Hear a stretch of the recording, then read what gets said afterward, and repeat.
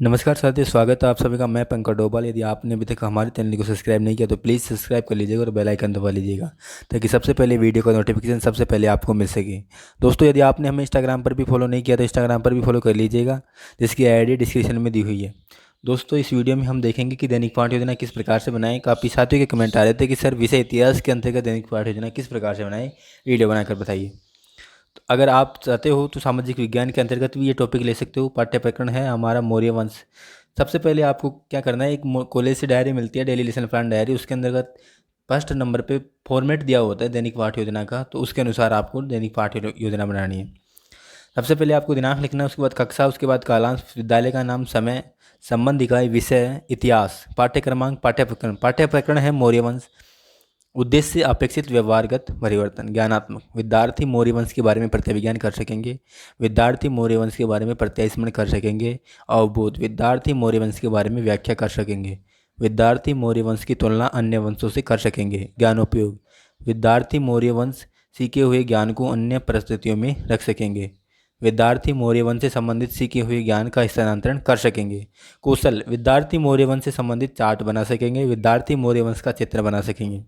अभिरुचि, विद्यार्थी मौर्य वंश से संबंधित तथ्यों के बारे में अन्य सामग्री से अपने ज्ञान में वृद्धि कर सकेंगे।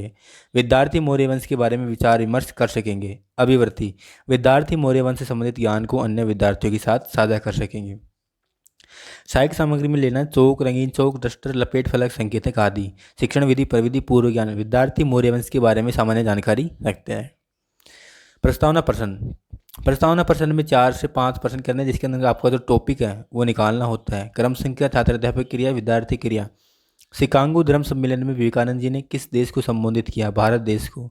भारत का राष्ट्रीय चिन्ह क्या है? अशोक चक्र। अशोक चक्र किस राजा शासक की देन है? सम्राट अशोक। सम्राट अशोक किस वंश से संबंधित है? मौर्य वंश। मौर्य वंश के बारे में आप क्या जानते हैं? समस्यात्मक प्रश्न। उद्देश्य कथन। अच्छा तो बच्चों, आज हम मौर्य वंश के बारे में विस्तार से अध्ययन करेंगे। अध्यापन बिंदु, छात्र अध्यापक, छात्र अध्यापिका क्रियाएं, छात्र क्रियाएं, श्यामपट्ट सारांश। यहाँ से प्रस्तुतिकरण स्टार्ट होता है, जिसके अंदर 3 अध्यापन बिंदु है। 3 अध्यापन बिंदु करने होंगे। उनके लिए सबसे पहले अध्यापन बिंदु के लिए आपको 3 विकासात्मक प्रश्न करने होंगे। अर्थशास्त्र के लेखक कौन थे? चाणक्य या कौटिल्य? चाणक्य या कौटिल्य के शिष्य का क्या नाम था? चंद्रगुप्त मौर्य। चंद्रगुप्त मौर्य के बारे में आप क्या जानते हैं? निरुत्तर। चंद्रगुप्त मौर्य। छात्र अध्यापक कथन। बौद्ध स्रोतों के अनुसार नंद वंश के शासक धनानंद से अपमानित आचार्य चाणक्य ने धनानंद से बदला लेने के लिए चंद्रगुप्त को अपना शिष्य बनाया। चंद्रगुप्त को राज राजकिलकम नामक खेल खेलते हुए देखा। चंद्रगुप्त में विलक्षण प्रतिभा देखकर उसे शिक्षा देने का निश्चय किया और अपने साथ तक्षशिला में ले गए। तक्षशिला में चाणक्य द्वारा दी गई कूटनीति एवं रणकौशल की शिक्षा द्वारा चंद्रगुप्त ने नंद वंश के अंतिम शासक धनानंद को पराजित किया और मगध पर मौर्य वंश की स्थापना 322 ईसा पूर्व में की। विद्यार्थी ध्यानपूर्वक सुनेंगे एवं देखेंगे, और ये जो श्यामपट्ट पर लिखा हुआ वो आपको श्यामपट्ट पर लिखते हुए बच्चों को समझाते हुए चलना है। इसके बाद 2 बोध प्रश्न करने हैं। नंदवंश का अंतिम शासक कौन था? धनानंद। मौर्य वंश की स्थापना कब हुई? 322 ईसा पूर्व। अब है अगला शिक्षण बिंदु के लिए हमें 3 विकासात्मक प्रश्न करने होंगे। धनानंद के समय यूनानी शासक जिसने भारत पर आक्रमण किया? सिकंदर। सिकंदर के सेनापति का क्या नाम था? सेल्यूकस निकटर। सेल्यूकस निकटर के बारे में आप क्या जानते हैं? छात्र अध्यापक कथन। सेल्यूकस निकटर। यूनानी शासक सिकंदर के सेनापति सेल्यूकस ने सिकंदर की मृत्यु के बाद भारत पर आक्रमण किया। उस समय भारत का सम्राट चंद्रगुप्त मौर्य था। चंद्रगुप्त मौर्य ने सेल्यूकस को पराजित किया, जिसके कारण सेल्यूकस को चंद्रगुप्त से संधि करनी पड़ी। सेल्यूकस ने संधि में चंद्रगुप्त को हिंदुकुश पर्वत तक के प्रांत उपहार में दिए तथा इसके साथ अपनी बेटी हेलेना का विवाह चंद्रगुप्त से करवाया। सेल्यूकस ने हेलेना के साथ एक राजदूत मेगस्थनीज को चंद्रगुप्त के दरबार में भेजा। मेगस्थनीज ने चंद्रगुप्त के दरबार में रहकर चंद्रगुप्त की राज व्यवस्था को इंडिका नामक पुस्तक में अंकित किया।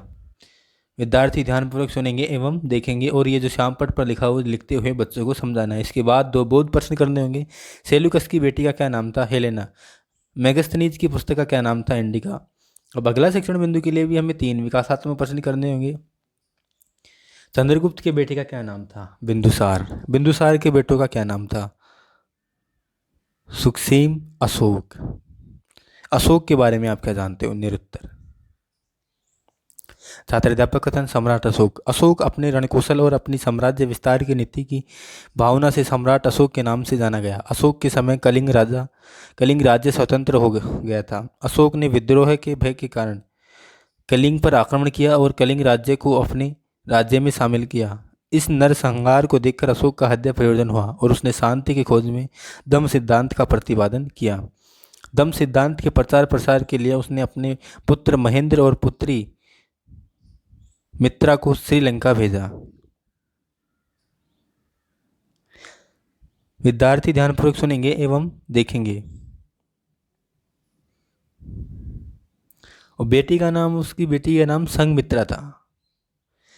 इसके बाद दो बहुत प्रश्न करने। अशोक ने कौन सा सिद्धांत प्रतिपादित किया? दम सिद्धांत। अशोक के पुत्र एवं पुत्री का क्या नाम था? महेंद्र एवं संघमित्रा। इसके बाद आपको तीनों अध्यापन बिंदु कंप्लीट होने के बाद 5 मूल्यांकन प्रश्न करने होंगे। जो आपने टॉपिक लिया उसी से संबंधित 5 मूल्यांकन प्रश्न करने होंगे। ध्यान रखें कोई भी क्वेश्चन रिपीट नहीं होना चाहिए। मौर्य साम्राज्य की स्थापना कब हुई? इसमें आपको ऑप्शन देना है 326, 415, 426, 322। चाणक्य के शिष्य का क्या नाम था? अशोक, बिंदुसार, चंद्रगुप्त, सेल्यूकस। सिकंदर के सेनापति का नाम सेल्यूकस निकटता सत्य है या असत्य है? बिंदुसार के पुत्र का क्या नाम था? सम्राट अशोक ने कलिंग पर आक्रमण क्यों किया? इसके बाद एक गृह कार्य प्रश्न देना है। सम्राट अशोक पर टिप्पणी कीजिए। पर्यवेक्षण पृष्ठ। विषय है इतिहास। प्रकरण है मौर्य वंश। तो इस तरह से हमारा एक लेसन कंप्लीट होता है, डेली लेसन प्लान। और यहाँ पे देखो नोट भी डला हुआ है कि लेसन प्लान के अनुरूप बोध प्रश्न करें। प्रस्तावना द्वारा प्रकरण निकालना उत्तम, आवाज़ कक्षानुरूप व प्रभावी। तो इस तरह से आपके भी नोट डलेंगे, जो जो आपकी कमी होगी वो। तो इस तरह से इतिहास के अंदर आप बना सकते हैं। टॉपिक है मौर्य वंश। अगर आपको कोई भी समस्या है तो आप हमें कमेंट करके पूछ सकते हो। और अगर आपको थोड़ा सा भी वीडियो पसंद आता है तो अपने साथियों के साथ शेयर कर सकते हो। धन्यवाद। जय हिंद, जय भारत।